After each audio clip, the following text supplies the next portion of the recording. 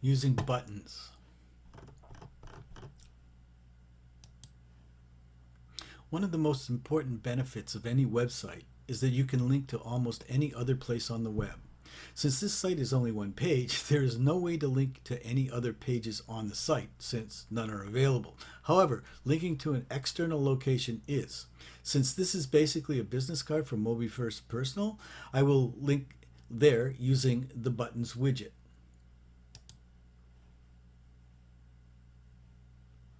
If you were observant during the header configuration, you will notice that there is a place to add buttons on that widget as well. However, in this case, we will configure the buttons widget instead. The main difference will be the placement of the buttons on the screen. If we configure buttons in the header, the buttons will be shown at the bottom of the header area.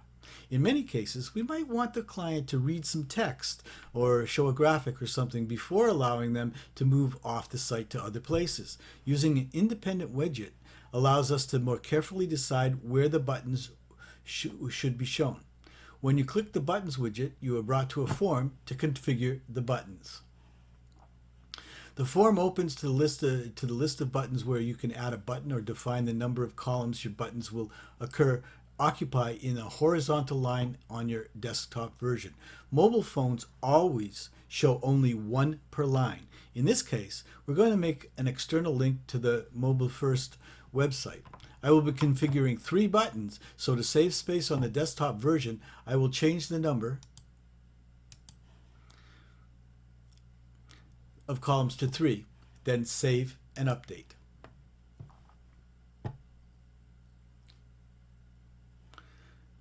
Click Add a Button to create your first external link to the world. There are 3 parts to a button. If you want it, the first is the link type.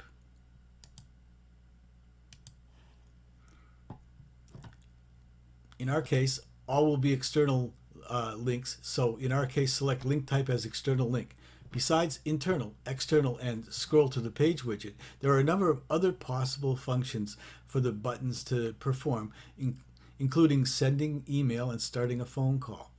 In our case, we will select external link. This pops up the link destination where I entered the link for the MobileFirst-Personal site.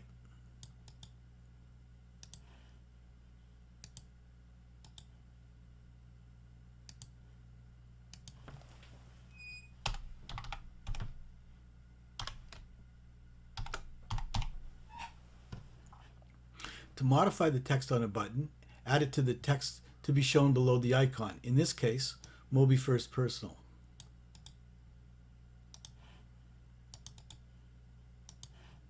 Most often I use a bare button with no other graphics, but you can add either an icon or a graphic of your choice.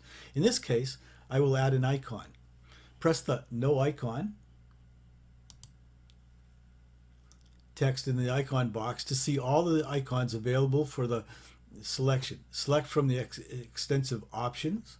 When you are finished, remember to save and update. If your button looks good on the preview phone, go to the menu area and click Buttons to get back to the main button widget entry area.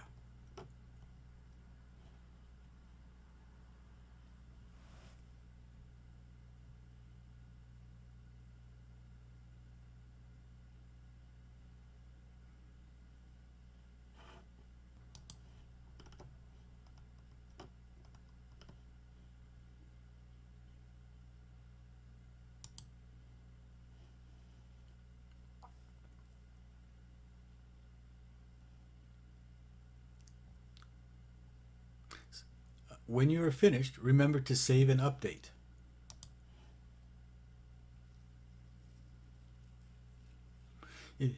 If your button looks good on the preview phone, go to the menu area and click Buttons to get back to the main button widget entry area. Let's add another for practice. In this case, I will add the button for the social and support website. I won't bother to add an icon. Always link type again is external, and I will copy and paste in the correct URL.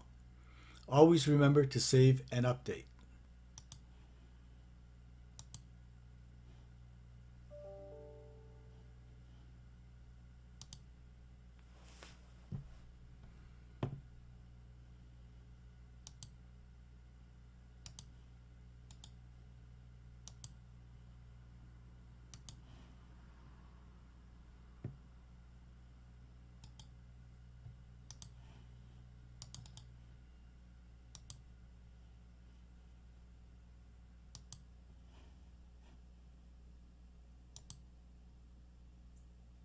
The third widget to be added is the content block. This is where you can add text and graphics as you wish. I will use it to promote the starter plan. After saving your work, click on the home link on the menu to return to the widgets defined for the page. Open the content block widget.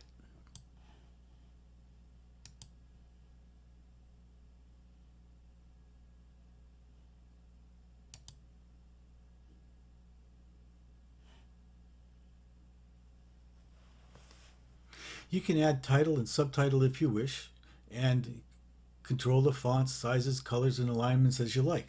In this case, though, the header seems adequate to me, so all I want to do is add body text. The editor is pretty much a standard editor with the ability to accept text, display graphics, define links, and even display the HTML code if you wish. I am simply going to paste a little text from the other site.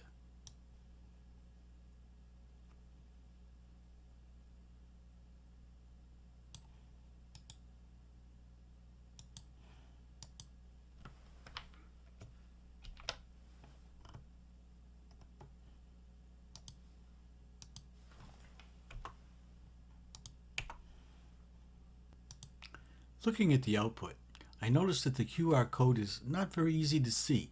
When I need the code to transfer the site to another phone, I want a clear image. It would be much better displayed in the actual body text. To do that, I will take the QR code from the Mobile First site menu above and copy and paste, Control V, it into the body text.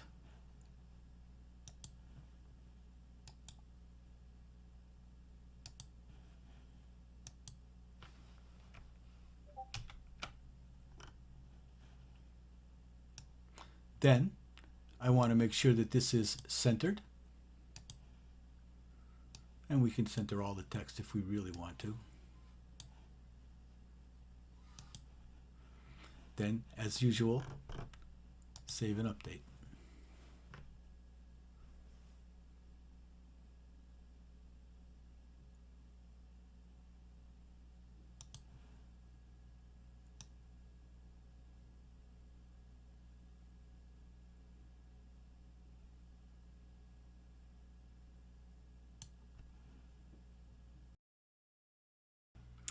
I use an Apple iPhone, and I take a picture of the QR code, make sure that the site is transferable with the QR code that's on your screen, and make sure it's a valid code, and then you're finished with that part. Now we're going to go to a little bit of the bells and whistles. Go back to home.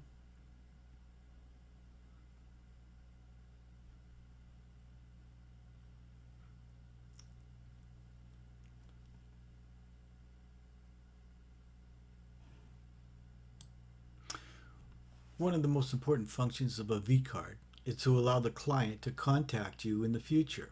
This can be done by adding the Form Contact widget. Quite often, this widget is used on its own page, but since there is only one page for this site, we will place it at the bottom of the page. Since it will be so far down, it may never even be seen. So we also want to make a button to send the user to the form easily. Move to the home page and open it to the widgets section. Add a new widget, the Form Contact.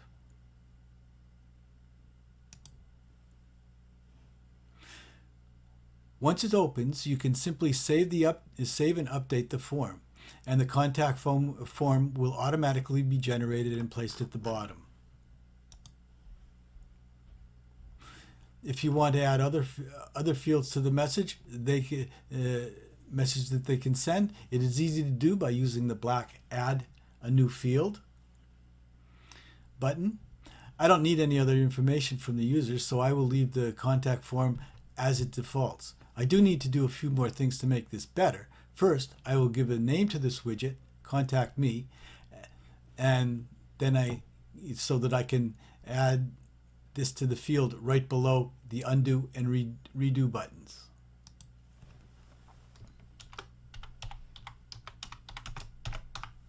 The widget is now named. Next, I will add a little text above the form to identify what it is.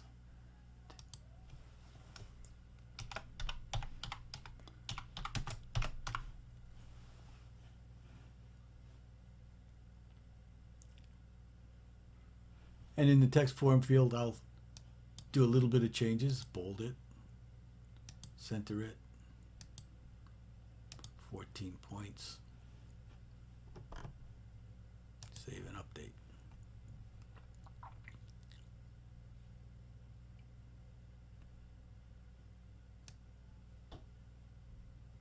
And there's the Contact Me form. Fits all in one thing. Next, I will add a little text above the form. Alternately, you can also use the forms in the intro, text and titles and text, this part and this part. To identify the form, use one or the other as per your personal taste. You get much more control over the font, and the size, and the colors with the intro section, assuming it's just a text or a subtext. Otherwise, you can put it in here. You now need to add the address where the form needs to send the messages. Be sure it is a valid email address so the mail is properly delivered. If you want to cut out bots and other non-human responders, use the enable captcha to eliminate spam as much as possible. Add your email here. And if you want, add on a captcha. And then save and update. The main problem with only having one page is that the screen for the Contact Me form is at the very bottom and may not get seen if the user does not scroll all the way down. To overcome this problem, add the form to your buttons. This time, we will be using an internal link to point to the Contact Me page where we named the widget Contact Me. So we go back to Home. We go to the buttons.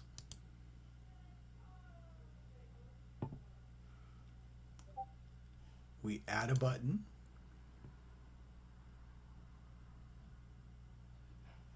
The link type now is a scroll to the page section. On the page section, we should have the Contact Me right there.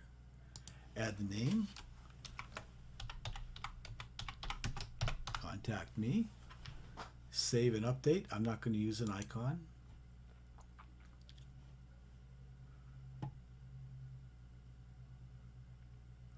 And you have Contact Me. When you click it, it goes directly to it. It scrolls past through it.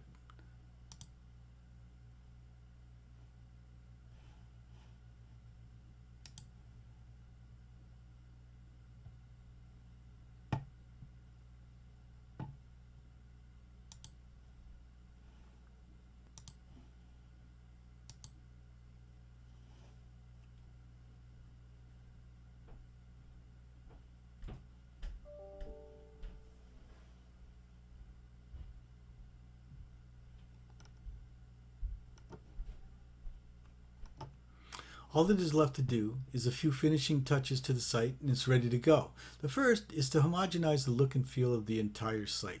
Understand that every page you have can have a header with background control over that header, and it can also control the actual page, the page itself, as far as backgrounds and things like that.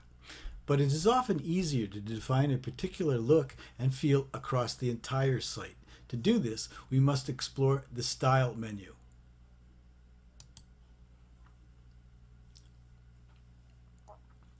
At the top of the page. This is where you can select and change templates.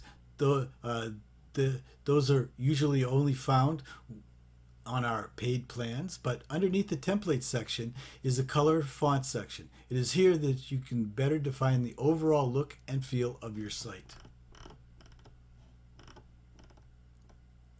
Here. I will be using the color and fonts I prefer, but the system offers a huge range of choices, and what you define is up to your tastes and preferences. As mentioned previously, I prefer the font Righteous for my main titles and subtitles. I normally use Roboto for the body text and Open Sans Condense for navigation and menus.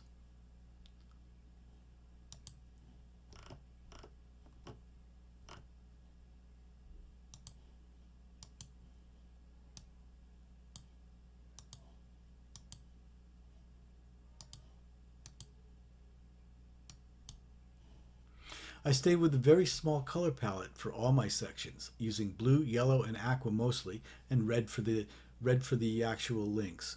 I have decided on a certain colors across my entire digital real estate assets, so the blue background will be offset by yellow text. I use red to highlight links, aqua to um, differentiate the actual buttons, and the background blue is my button text color.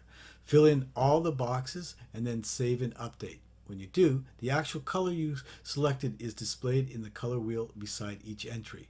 The phone display also changes its background as the default site settings have been activated.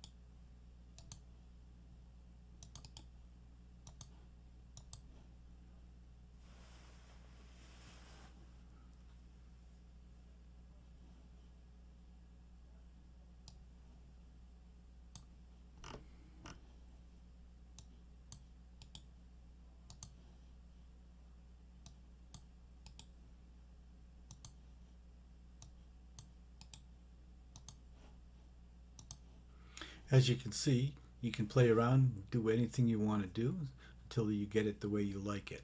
Right now, I like that much better.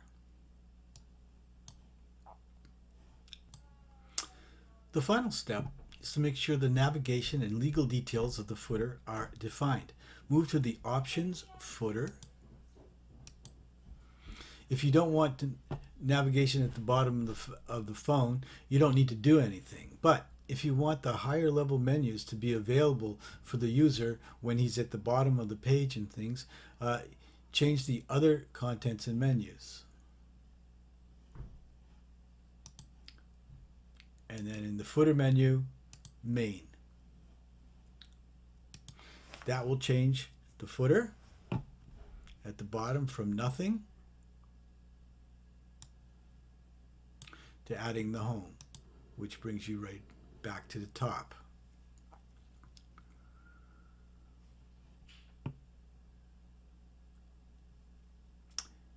You can add some text, but I don't want to waste space in the device, so I'll leave that blank. What is more important is to ensure that your legal requirements for the site are met. Once again, move to Options, move to Legal and Privacy.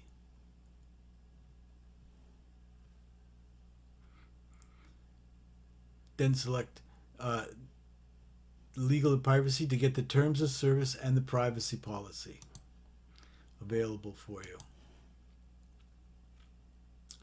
Our pay plans offer a good generic set of these to be modified as required. I will be using my standard TOC and private policies here. You need to input your own.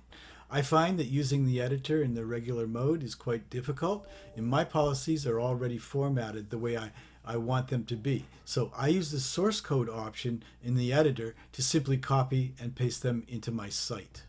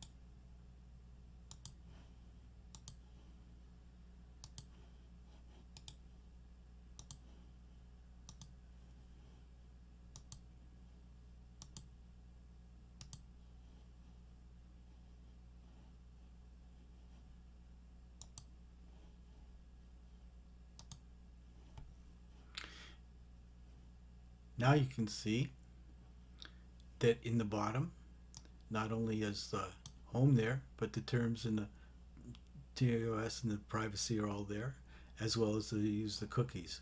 This way you're legal as far as the various legislation is concerned. Once that is done, save and update changes. The important of the footer and save and update changes and the importance of the footer, and adds to the TOC and the privacy policy behind it.